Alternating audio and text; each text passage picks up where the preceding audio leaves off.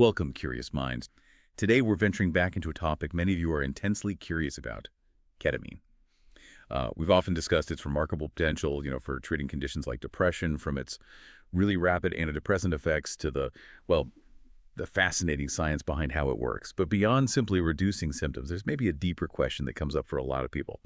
How can we make the actual experience itself more profound? How can we enhance that unique internal journey to really support healing and, I guess, unlock personal insight? That's precisely our mission for this deep dive. And we have some really exciting new research to guide us here. We're looking at a very recent, quite intriguing paper. It's titled Mindfulness, Music, and Visual Occlusion in Ketamine, a mixed method study on subjective experience and antidepressant effects. It's from a large team of researchers, including folks like Kirka, McDonald, Walter, and notably Dr. Zara and Dr. Price, published just this year, 2025.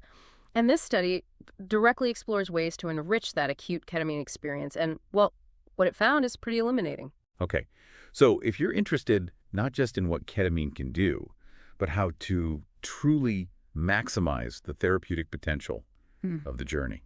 Yeah. Yeah, stay with us. Right. As we've explored in previous deep dives, I think we talked about it in What to Expect with Ketamine-Assisted Therapy, this idea of setting your mindset and the environment around you. It's just foundational, especially when you're engaging with therapies that involve, altered states of consciousness, the right preparation, the intention, a supportive environment. It can dramatically shape the whole thing. Yeah, absolutely. And we've also specifically dug into the powerful role of music. I remember that one. Music and ketamine therapy. We talked about how music almost acts like a therapist, subtly guiding you through the different phases of a ketamine journey.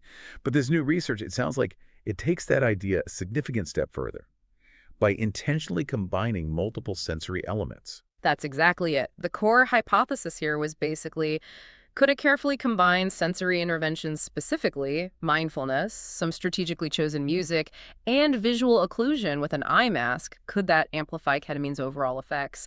And, crucially, could it lead to more positive and meaningful subjective experiences for people dealing with clinical depression? Okay, so they weren't just like throwing things together randomly. They were actually hypothesizing that these additions might work synergistically, like different instruments playing together to boost how ketamine affects brain flexibility and emotion regulation. Precisely.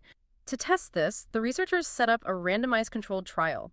That's a really robust design. It means participants get randomly assigned to different groups, which helps make sure any effects you see are really from the intervention, not just chance or some other factor. They recruited 43 adults, aged between 19 and 65, all diagnosed with clinical depression, and these participants were split into two main groups. Group 1 got ketamine plus the combined sensory intervention, so that included a 30-minute audio-guided mindfulness training session before the infusion, then continuous ambient music playing during the whole infusion, and an eye mask to block out visual input. The other group, the control group, they just received ketamine alone. They watched some educational clips beforehand, but didn't get those specific sensory additions. Right, and you mentioned they excluded people with a lot of meditation experience. That seems important. Yeah, that was a smart move. It helps ensure that any benefits they observed weren't just because someone was already really good at mindfulness, but came from the actual intervention itself. No. And yeah, most participants had a diagnosis of major depressive disorder. Okay, got it. So they set it up carefully. What about the results? What did the numbers show? Okay, so when we look at the quantitative side, the measurable stuff, the findings were quite clear. Both groups, it didn't matter if they had the sensory interventions or not, both experienced significant drops in their depression scores. And this reduction held up over the 30-day follow-up period, which, really just highlights again how robust ketamine's own antidepressant effect is. However, and this is a really critical point, the study found no statistically significant difference in those depression scale scores between the two groups. Okay. So adding the mindfulness, the music, the eye mask, it didn't actually make ketamine more effective at reducing the depression symptoms, at least not according to those standard scales. Exactly. The scores basically went down by about the same amount in both groups. That's fascinating because, like we said at the start, the aim wasn't just symptom reduction, but also deepening the experience. So if the numbers didn't shift much on the depression front, what did happen with the quality of the experience itself? Is that where the differences showed up? That's precisely where this study gets truly insightful. And it's why using a mixed methods approach, combining numbers and descriptions, is so valuable. When the researchers dove into the qualitative data, the rich, detailed descriptions participants gave about their experiences, Yeah, significant differences definitely emerged. The combined sensory interventions seemed to profoundly and meaningfully enrich the subjective experience for most of the people who received it. Okay, enrich. So it wasn't about more antidepressant effect necessarily, but a richer internal journey. Can you give us a sense of what that actually felt like for them? What were they reporting? Absolutely. Participants in that combined sensory group, they reported certain experiences much more often. For instance, greater engagement with the experience. A striking 52% reported this, compared to only 5% in the control group.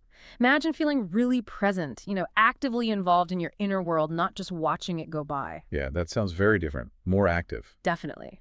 They also reported a stronger connection to reality that was 42% versus just 5% in the controls, which might sound counterintuitive, but it suggests that these interventions actually help them feel more grounded even while in that altered state, which, as we'll see, can be really helpful. Right, that's a key distinction. Yeah. It wasn't just about having an intense experience, but feeling connected and maybe even able to navigate it better. Exactly.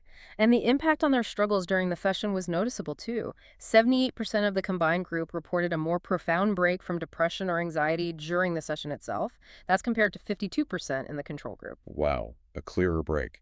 Yeah, like a more distinct temporary relief. And maybe even more importantly, 42% reported an increased ability to tame negative thoughts compared to just 23% in the control group. It's like they felt they had a better handle on managing those difficult mental loops during the experience. That's powerful. Those numbers really speak volumes. It suggests a more active, almost empowered way of engaging with their own mind. But you also mentioned awe. That sounds significant. What did that involve? Ah, yes, the awe experiences. This is where things get potentially really transformative. The combined intervention group reported significantly more experiences related to awe. For example, 21% of this group experienced something called self-diminishment. That's where your personal problems or even your sense of physical self feels small or less important. It can lead to this profound mental reset. And the control group. 0% reported that specific feeling. Wow. Okay. What else? They also reported vastness more often, 42% versus 17%. That's that feeling of experiencing something much larger than yourself, or being in the presence of something grand, maybe infinite, and connectedness, a feeling of being deeply connected to, other people, other beings, the world, the universe. That was 31% versus 11%. That's a huge difference. It sounds almost like gaining a kind of cosmic perspective, feeling part of something bigger than your own worries. Mm-hmm. Humbling, maybe? It really can be, yeah. Very humbling and often quite unifying. And one more related to awe. Need for accommodation. It sounds a bit academic, but it basically means feeling the need to change your existing ideas or frameworks about reality because of the new information or insights you gain during the experience. Like a paradigm shift. Kind of, yeah, like a fundamental shift in perspective. A puzzle piece clicking into place that changes the whole picture. This was reported by 21% in the combined group versus 17% in the controls. So taken together, these awe experiences really point towards a much deeper, more meaningful, almost spiritual quality to the experience for that group. Incredible shifts in perception. But was it all positive? With this heightened awareness, this deeper engagement, were there any downsides or challenges reported more often? That's a really crucial question, and the study was transparent about this. The answer is, it's nuanced. The combined sensory intervention did also lead to a higher frequency of transient negative experiences. Things like a temporary feeling of losing control over thoughts, that was 26% versus 11% in controls, and general discomfort, 21% versus 5%. Okay. And notably, reports of heightened anxiety and fear during the experience were exclusively found in the combined group. 21% reported this compared to none in the control group. Exclusively. So that's definitely linked to the intervention. It certainly suggests that these interventions heightened overall awareness and emotional sensitivity. They made participants potentially more attuned to both the positive and the challenging aspects arising internally. However, and this connects back to that increased sense of connection to reality we talked about that seemed to help them manage this anxiety. They were better able to recognize it as temporary, as part of the process, and maybe less threatening overall. So while the experience might have been more intense in moments, it was also perhaps more navigable. I see. So it's like turning up the volume on the whole internal experience, the good and the bad, but also providing maybe better tools or a better anchor to handle the challenging parts. Like a double-edged sword, but with a handle. That's a good way to think about it. Precisely. What all this qualitative data really points to is that while these sensory additions might not shift the needle on standard depression scores, they can profoundly alter the quality and the meaningfulness of the ketamine journey itself. They seem to make it richer, more engaging, provide a clearer sense of connection, perspective, and these really profound feelings of awe. So for you listening, this really underscores that deepening the ketamine experience isn't just about lowering a score, although that's obviously vital. It's also about potentially opening up this incredible space for personal insight, for deep emotional processing, and maybe getting a completely fresh perspective on your life and struggles within a much larger context. It really highlights the possibility of a richer, more integrated healing process that goes way beyond just symptom checklists. Exactly. And from a practical viewpoint, the study suggests that adding things like mindfulness guidance, curated music, and simple eye masks is actually pretty feasible. It's a relatively low burden approach.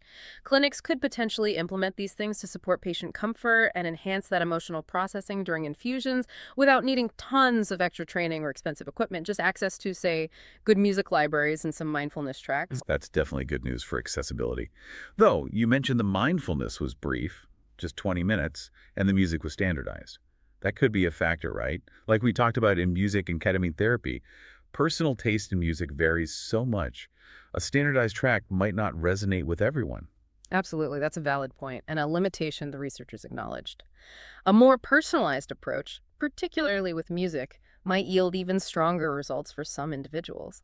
They also really stress the importance of the wider therapeutic context and, critically, the integration work that happens after the sessions. They referenced prior research showing the significant value of having concurrent psychotherapy alongside ketamine treatment, something we've definitely covered in deep dives like ketamine-assisted therapy and Kate's set and setting. Right. The integration piece. Yeah. It really reinforces this idea that ketamine might, crack open the window, as some say, offering these new perspectives and insights. But it's the guided psychological work, the integration therapy, that helps patients make sense of those insights, process the emotions, and actually weave those changes into their daily lives. These sensory interventions might help open that window wider, maybe make the view clearer, but the real lasting change often comes through that dedicated integration work. Makes perfect sense. It's the whole package, not just the infusion itself. Yeah. Now, you mentioned limitations. What else should we keep in mind about this particular study? Well, as with most research, it's important to remember the scale. This was a relatively small study, 43 randomized participants. While that gave them enough statistical power to detect large effects, smaller, perhaps still meaningful differences might have been missed. So we definitely need larger trials to confirm these findings and see if they hold true across more diverse groups of people. Okay. Replication is key. Always. And also, because this was a combined intervention, mindfulness and music and visual occlusion all together, it's tricky to tease apart the exact contribution of each individual element. Was it mostly the music, or the mindfulness prep, or the eye mask, or is it truly the synergy of all three?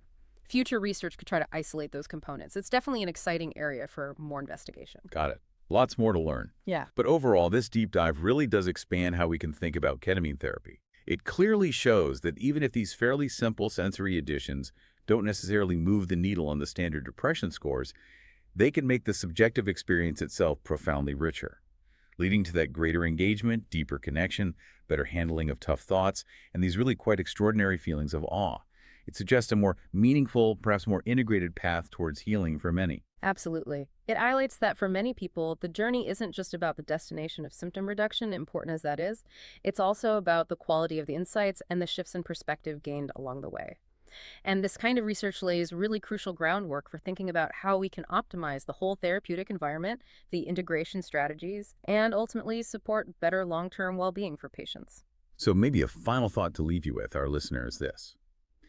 If these relatively simple, low-burden additions can potentially make the ketamine experience so much more profound and emotionally rich, what does that tell us about the power of intentionally designing our healing environments, maybe in any context?